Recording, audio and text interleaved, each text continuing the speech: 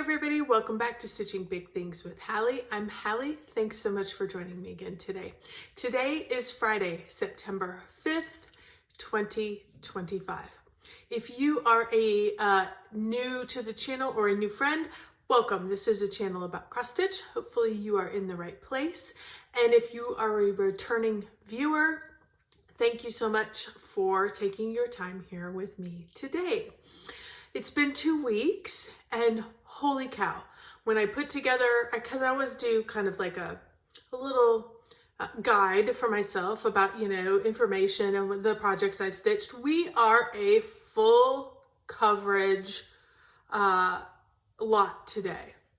I couldn't believe it. I knew I'd been working on a ton of full coverage, but when I listed them out, I'm like, that's all we've done this week. That's wonderful. Of course, you always know that I'm working on big projects, hence the name at the top of the channel, but these are all full coverage this week. So how fun, how wonderful. It's been great. Really, really enjoyed it. So let's see. I am going to talk a couple of things today. First of all, if you're new, everything is timestamped down below in the drop-down box. So if you're not interested in numbers, if you're not interested in my my fail that I'm going to show and share with you, or you just want to skip right to the stitching, it's all time-stamped down below. Just help yourself. So that's kind of what we're going to do today. We're going to talk August numbers because here we are in September. I have a fail and I'm going to share it with you because, that's how life works around here. We're honest about it all, the good, the bad, the ugly. And this is a first for me. I've never done this, never made this mistake before. It's common. I understand that. I just never understood how people did it. And here I have done it. And I didn't know I did it until I pulled it out, that project out again. So I will share that with you. And then we're going to go through a lot of a good handful of full coverage whips. So there was a lot of stitching that happened in this last 2 weeks. So stay tuned. First, let's talk August numbers. August was a pretty good month. It was not my best month yet. I think July is still my best month, but it was pretty good. And honestly, I attribute that to the last 2 weeks. The last 2 weeks of stitching in August. And so, as things were starting to get back to a more normal routine, there was just a lot more stitching time, which was great. Okay, August total. 23,061 full coverage stitches, or full cross stitches, not full coverage, full cross stitches. I break those, my brain thinks of things in two baskets in my stitching world, full coverage and non-full coverage. Sorry if you can hear my tummy. I had breakfast, I'm not sure why it's hungry, but that's all right, we'll survive. Full coverage, 16,404. Wow, the majority of my 23,000 were full coverage. Love that. Love, love, love that. Non-full coverage, 6,657, certainly a respectable amount. I have plenty of non-full coverage and I need to make sure those continue to move down the road. So a respectable amount. I did have one FFO. Go back to the last video. You will see my Afghan after 10 years. I did the locking stitch around it, pulled the strings so that it would fringe, and it is what I consider an FFO. It's ready to go. It's ready to be displayed as an Afghan at Christmas. And when I say it took me over 10 years to finish it, it did. I stitched it before this house, and we've lived in this house going on 10 years. And I stitched it at the other house, and it was in a drawer, and I just was not ready to get it finished. But anyway, if you want to see that, go back to the last video. It's all there. I'll show you it all. It was great. So I had one FFO. I worked on 10 projects total for the month, counted the month. 3 were non-full coverage. Those were towards the beginning of the month. And then I had 7 full coverage stitching projects that got some time in August, which is wonderful. So those were the August numbers. So not too bad. Absolutely not too bad. Let's talk my challenge. What happened? So after the last video, I was getting ready to pull out some full coverage, and I pulled out, I think I talked about this at the last video. When Colette was here, Colette the highway stitcher, she was here a couple of weeks ago. She had got me thinking. She is really focusing on making sure she's touching all of her whips so that at the end of the year when she does her whip parade, she's got something to show. And it just got my mind thinking that there's a handful of stuff I have not touched yet. And yes, I should, not that it's a goal to get it touched, but I want to keep everything moving. And so let's make sure we're getting some of these things touched. And I decided, I went through my drawer to pull out the things that I hadn't touched, kind of looked back through my notes for the year, you know, because you have a good number of projects, and so you got to kind of keep track. And I decided that I was going to pull out checking it twice. Now, when I put this up here, I want you to pay attention. Look how it's positioned, okay? Longer rather than wider, okay? Checking It Twice is a Donna Gelsinger project, as you can see, charted by Haid. I started it last year. When did I start it? I started it in Christmas for July last year. So I worked on it once.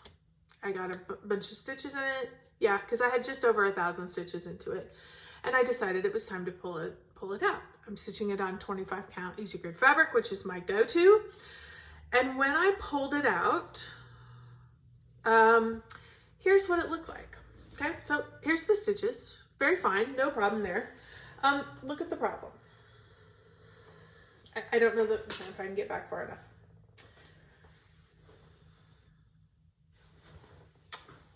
I started it in the wrong corner. What? I've heard of people doing this, and I never understood how it happened. Because, you know, check, double check, double check. You know, you mark your stuff down, you know, I'm always checking, double checking. And I don't know what happened. But when I pulled it out, I went, wait a minute, this is going the wrong direction, I think. If I started in the right-hand corner, which is what I always do, and I work my way over and down, like, I'm in the wrong corner. I think it's the wrong direction. So I didn't panic. I'm like, okay. Let's logic this out. Will it fit the way I have it? It is 450 wide by 562 high. So I need it to go long ways. And so I plugged into the yarn tray calculator, you know, all the stats on 25 count, because I wanted to know, yes, it's probably not going to fit with the borders, but will it fit the stitched area? Because, you know, when you put it into yarn tray, it gives you the stitched area, and then it gives you the size of fabric that you need. And so it's like, okay, I know it's not going to be appropriate for the stitched area, or for the fabric area. I already know that because I can tell it. But will it fit in the stitched area? I needed 18 inches by 22 and a half inches. 18 inches, no problem. The width across, no problem. The length down, I'm about half an inch shy. So I could not even get, you know, if it would have given me this much at the bottom, I'd have continued on. I'd have said, great, we'll figure out how to frame it later. I couldn't get all the stitches on the fabric in the configuration that I have it. So this has had one stitch session. It's just over 1,000 stitches. It's beautiful. Like I said, it's absolutely gorgeous. I really love this project, but I only have 1,000 stitches into it, and it ain't gonna fit. And so I got to do something different. So I think what I'm going to do, my brain tells me, well, immediately it went into timeout. I'm like, I was mad at myself, not at the project. It was my fault. It was my mistake. I was mad at me. So I just folded it up and I stuck it in the bag, and I've been thinking about it for the last 2 weeks because it was right after the video last week, 2 weeks ago. So I've been thinking about it, and it's like, do I just cut more fabric and throw this away? What do I do? Because it's only 1,000 stitches, but they're teeny tiny and there's a lot of them.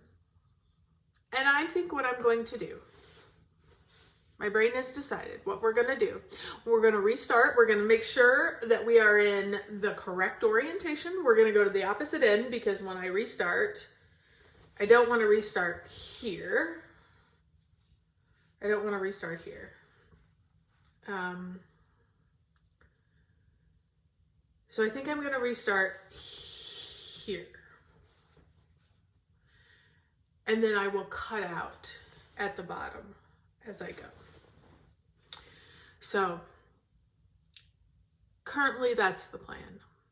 But I thought I would share in my dilemma that I created for myself, and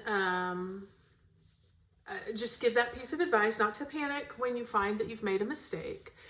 Look and see, will it fit? Will you be able to accommodate it? Because, sometimes you can accommodate it. I have made mistakes before, a la pandemic, when you cut the fabric before you have adequately measured. And it's still, when I measured the size I needed, it would fit. This one will not fit. So it's going to be a restart, probably sometime this year.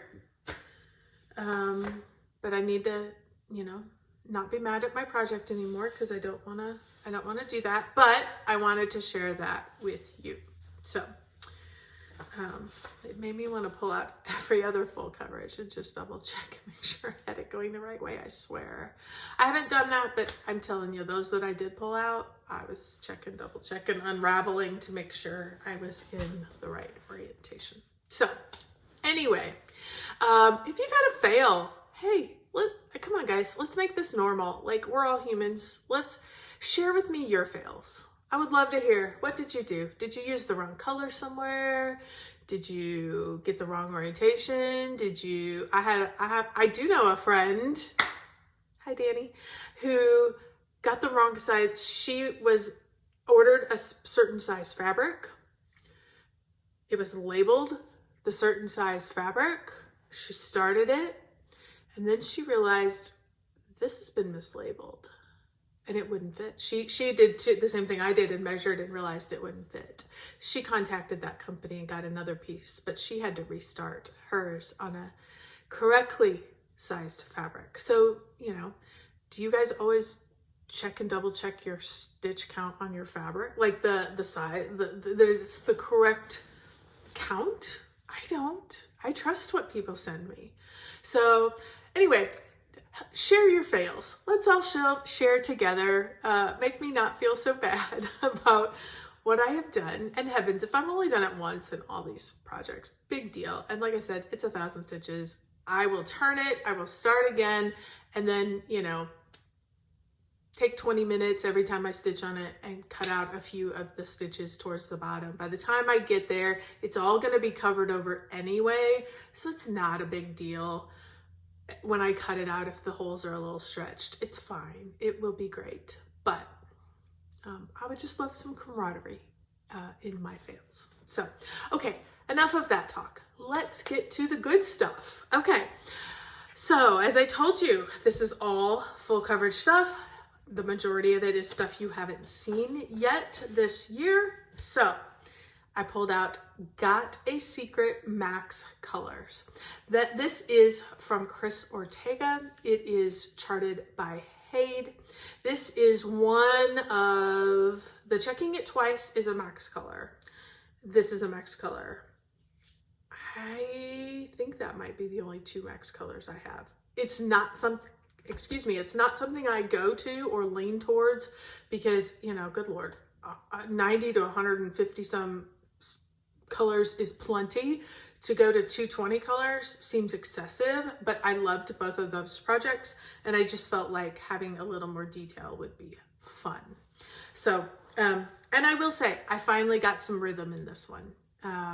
Before it's been kind of a hit or miss. I did a little bit of parking, and in this go around, I spent a lot of time trying to get those parked threads worked in. So I would pick one that was up high and kind of start working my way down, kind of in a semi typewriter method, not rigidly like typewriter, but by color. So I would work the color in the stitched area, and then I would go back up and find the next, highest one and kind of work down. So it's my own warped little version. Anyway, on to this 25 count easy grid fabric, stitching it 1 over 1.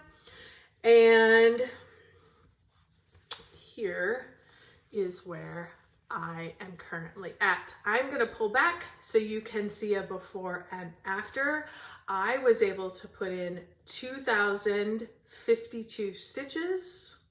And as you can see, a lot of it, I started up here. As I told you, I was kind of starting up here, finding the higher ones. There was a few like random stitches over here, and then those, and then I just used those colors all the way down. So there's a lot of fill in at the top and a lot of fill in both of these. I didn't do much over here. I haven't gotten here yet. And you can see I've still got a random one here and a couple down here. I'll get to it eventually. We've still got some other ones. And I still have a couple of strings left to get to, but a lot of extra strings got worked in, and a lot got done into the flowers. And I'm loving this. Absolutely loving this. This is currently at 5.64%. This is a biggie, y'all. And as you can see, all the fabric's down here, so I think I have it in the right direction, the right orientation, because this one would kill me. I would probably never start this one again. But I love it, and got a lot of work on it. I seemed to be able to get a rhythm and a flow with this one. So super, super happy to have got some good stitches into Got a Secret Max Color.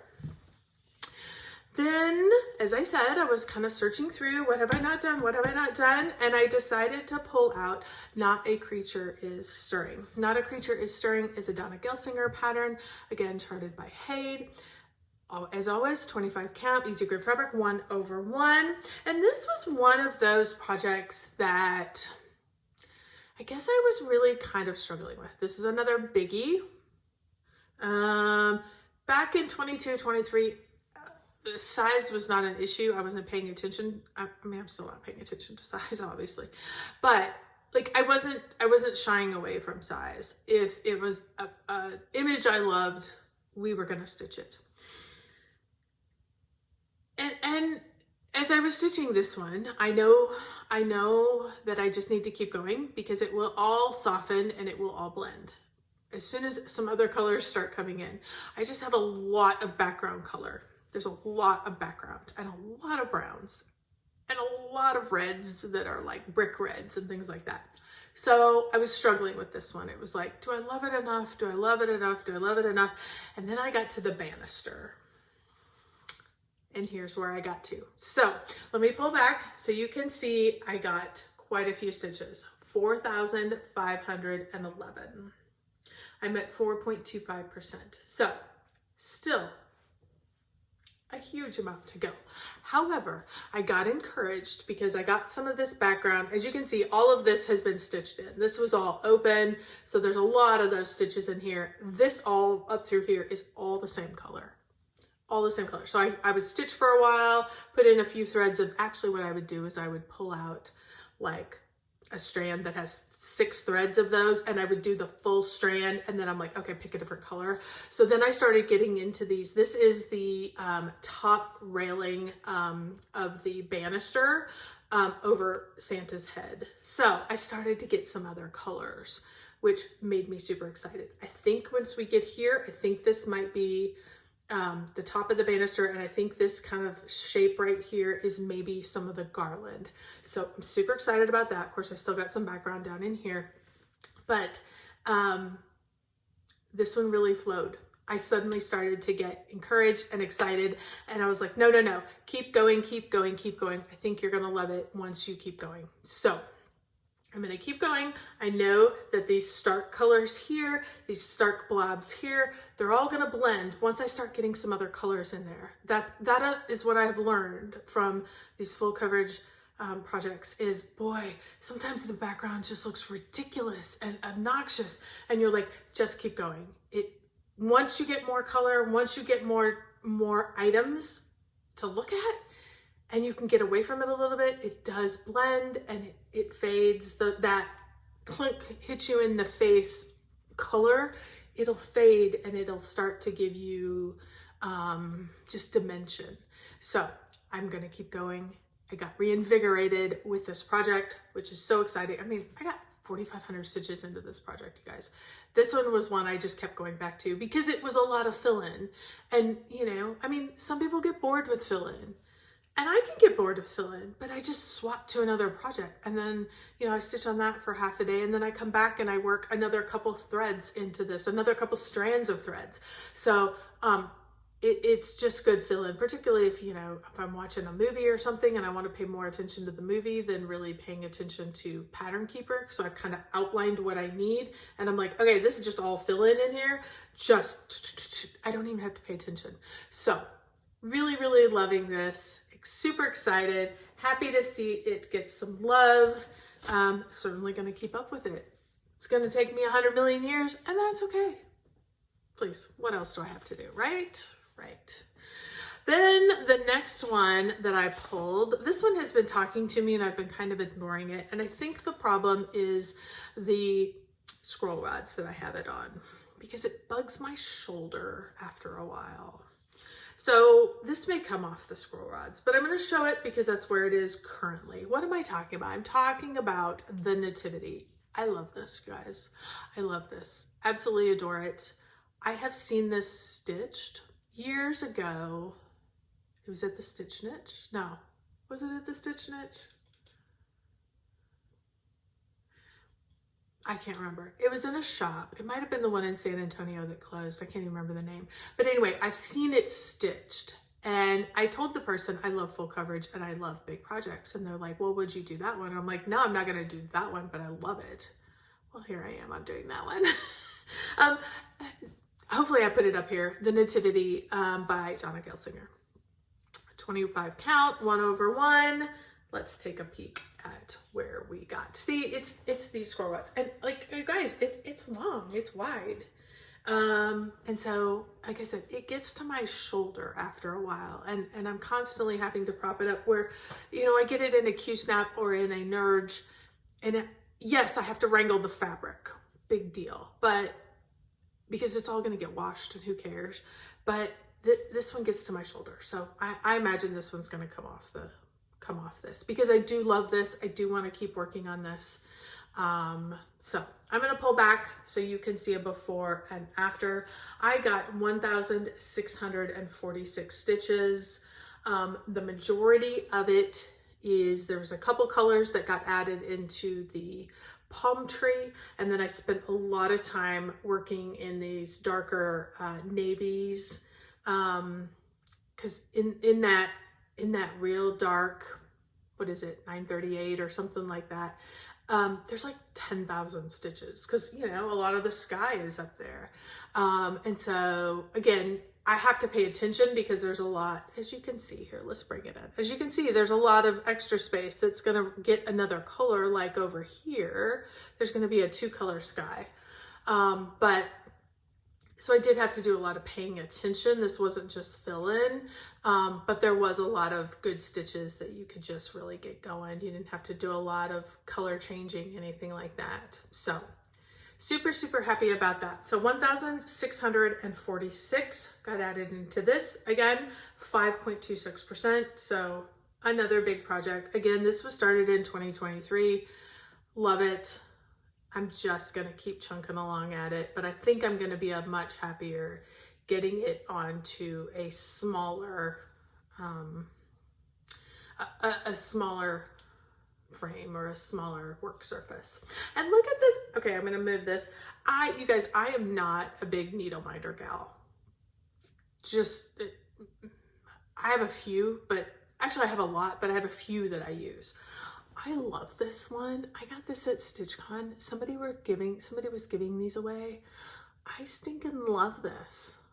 And so I know it's kind of weird having that on the nativity, but I love it. And so she is going to stay on there. And I'm going to just put my needle on her. So how fun is that? And it was free. So if you were the person who gave these away, there was, they had all kinds of Disney type things. Thank you so much. I really, really loved her. So super kind. Okay. So there was the nativity. Then still thinking, what have I not worked on? Forest Spirit Santa. Forest Spirit Santa is a Charting Creations design. Again, 25 count, 1/1. This particular project is confetti heavy. And I'm okay with it. But as a result, it's not one that I work on a lot, but I'll tell you what, I got a good number of stitches into it and got some good rhythm in it. Again, I started by, I had done some parking, and while it's okay, I wanted to get the parked threads worked in. So I did work in a good number of parked threads, and then I added in a bunch of white. I will show you. Let's show. Okay, here's where I'm at. I'm gonna pull back so you can take a peek. Here is a comparison. I put in 2,990 stitches on this project. So, and they're kind of all over. There's a lot up in here in the background, again, because I would pick a high one and I would work my way down. I started over here, picked some of those, worked my way down, and then I did, you can see it, yeah, you can see it here. You can see, like, look at this line here. You can see everything above that has been stitched. It's kind of an off-white, so you can see the lines are just a little different than the ones that haven't been stitched. And this all up here has been filled into with off-white. So, and I think I added in some colors in through here. So I was kind of doing some background and then some more like bigger chunks of stitches. So, but I still have quite a few threads, because when I tell you this background is confetti heavy, this background is confetti heavy, but I adore it. Absolutely adore it. Love this one. So, so excited, so happy to work on it. This is at 11.97%. So I still have a ways to go. This one takes me a while because I have to be in the right mood to work on it. But I think with some more consistent work, it will get some good progression towards, I mean, way down the road towards a finish. So then kind of in that was all in this last weekend, and Full Coverage Fanatics had come out with all of their challenges for 2026. So you guys may or may not know, I love Full Coverage Fanatics. I don't do a lot of their challenges just because I love, I need something that will allow me to work on, not something that meets a prompt. And I don't want something that I have to take a picture within a few hundred stitches or even a few thousand stitches. Like, I want to make some progress. I want to not worry about taking pictures. But some of their challenges, you can do big chunks, and you can do, you know, it doesn't matter what project you work on, you can do multi-projects. And so I am currently doing one of their challenges for this year. I am doing the Stitch to the Moon. I am doing that. You have to grab a team. You had to get a team, and as a team, you worked stitching to the moon. Well, luckily, I have friends, Kim Hollenbeck, who is the administrator for that particular group, and Julie Casey, who is stitching at the cabin. And the three of us made a team, and we just got to the moon. We're now on our way back, which is super, super fun. And but we got to chatting, you know, because it was the end of the month. We were reporting, entering our numbers. We were giving Kim our totals so that because bless her, she is our person who's like leading the charge. She's our captain. and I don't know, I'm maybe like the trash collector of the group, but I'm the cleanup person in the group. So, because sometimes I don't get my stuff in on time, but that's okay. They're very patient with me, and we were chatting about all the new full coverage Fanatics challenges that came out this week, and looking ahead for 2026. And so we were talking about different projects and what we were going to do and what I liked and what she liked and what Julie liked and, you know, yada, yada, yada. And it came up that maybe if I worked real hard and I got a good amount of stitches in on Red Maple Fairy, that with some real hard effort next year, I might be able to get a finish in 2026. I think 2027 is much more doable, which is probably where I'm going to shoot for, but it made me pull out Red Maple Fairy. Red Maple Fairy is a Jasmine Beckett Griffith design and charted by Hayde. And if you guys have been with me for any amount of time, you've seen this over the years, and I have been progressively saying and preaching and trying to convince myself that if you just give it some steady effort, I got to keep, you know, pushing the ball forward so that I could get a full coverage finish next year or the year after. And she was sending my own words back at me, which was really fun. So I pulled out Red Maple Fairy and decided that she needed some love. So I am stitching this on 18 count easy grade fabric. One of the only few, I have 120 and 218s maybe. So this is an anomaly, and I probably will never do 18 again unless it's a smaller project. But I'm doing it 2/2. So good coverage with that. So let me show you what I was able to accomplish. Okay, let me pull back so you can see a before and after. I was able to add in 1,916 stitches. This work week is basically all I've worked on it. Like Tuesday, because you know Monday was a holiday, so I'm still working on some of these on Monday. Like Tuesday through Friday. I had a lot of repair people in the house, and so stitching was not quite as robust as it normally is, but I was able to get in, 1,900 stitches, not a problem. The majority of it is down here in this black that got added in because I wanted to get some, I don't know, structure, I guess, set up in this section. And so I got this black added in, and then I came up and I was able to get a lot of this. I got this part added in that added some structure, and then I started on this circle. It will come down through here, and then that's all of that color, because I kind of go by color in these, in what I'm stitching. It's not the total, but it's the area that I'm stitching. I kind of work by color and get things finished, and then I move on down. So that's kind of where those numbers got added. Currently, this one is at 68.73%. So it is absolutely the farthest one I've got outside of Snowman, which is going to be finished here before the end of the year. So it's the next one looking towards a finish. Again, probably not 2026, probably looking more towards 2027. But that's okay. We are just going to keep stitching. I have figured out probably the two challenges that I am going to do in full coverage Fanatics. Probably going to do the stitching, I can't remember exactly what the title is, but basically it's stitching the largest books. Like Kim went out and found the most dense, most pages in books, and obviously most of them are classics and big thick ones, and so and that is a multi-year project. You get to choose which book. You can have all your stitches, full coverage stitches go to. It doesn't have to be on one project. It can be multitude of projects. So it's kind of like stitching towards the moon, but you're just doing it by yourself. And then, and you can tell them about how long you think it will take you to get there. So that's exciting. I will probably definitely work on that one because then all of my full coverage stitches will get to be going towards something there.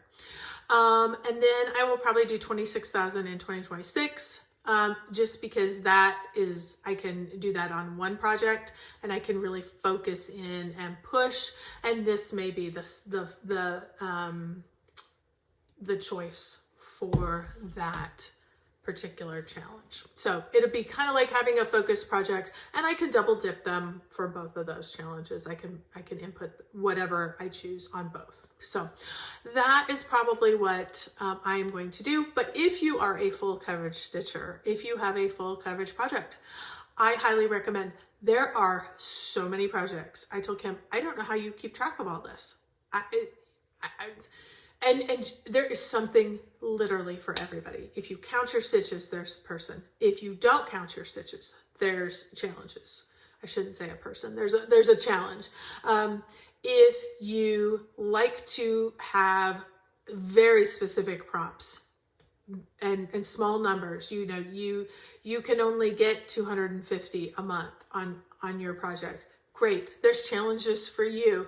If you like that challenge, but you want to ramp it up and make it more and make it whatever you want, Kim has given you the freedom to do that and the ability to add on extra stitches if you love that kind of challenge. She does Tour de France. There's going to be, is there Olympics? I think there's an Olympics one that's coming up. Bingo is returning. Apparently bingo is big.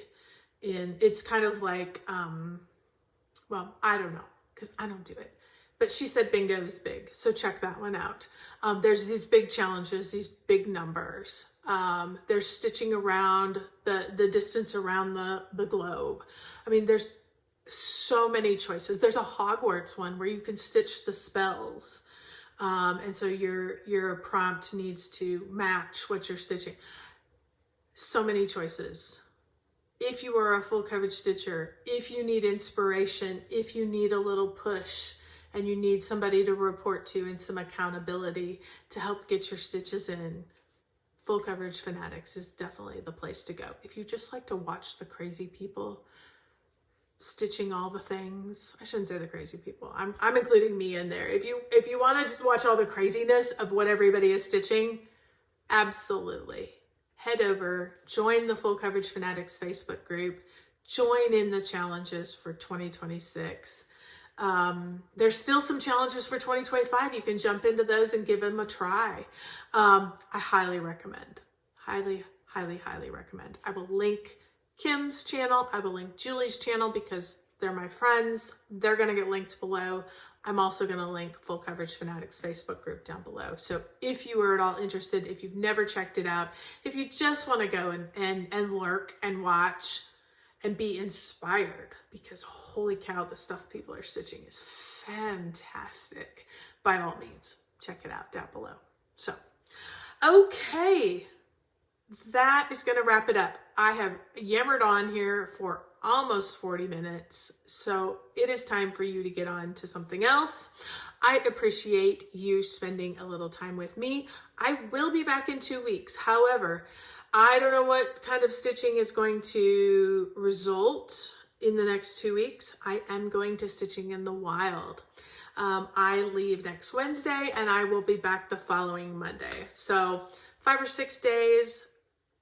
Listen, those are going to be good stitch days because I love to take a good project and stitch and chat.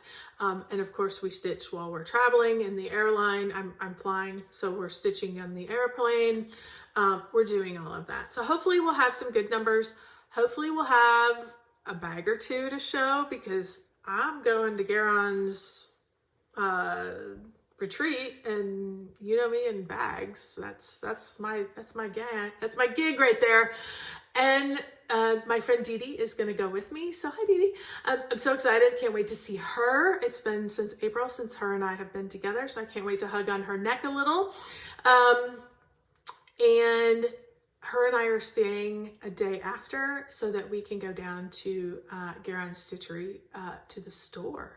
So that'll be exciting. I may take a few clips, take a few pictures. I'm sure you guys have seen it online if you guys are friends or follow Guerin Stitchery on Facebook or online.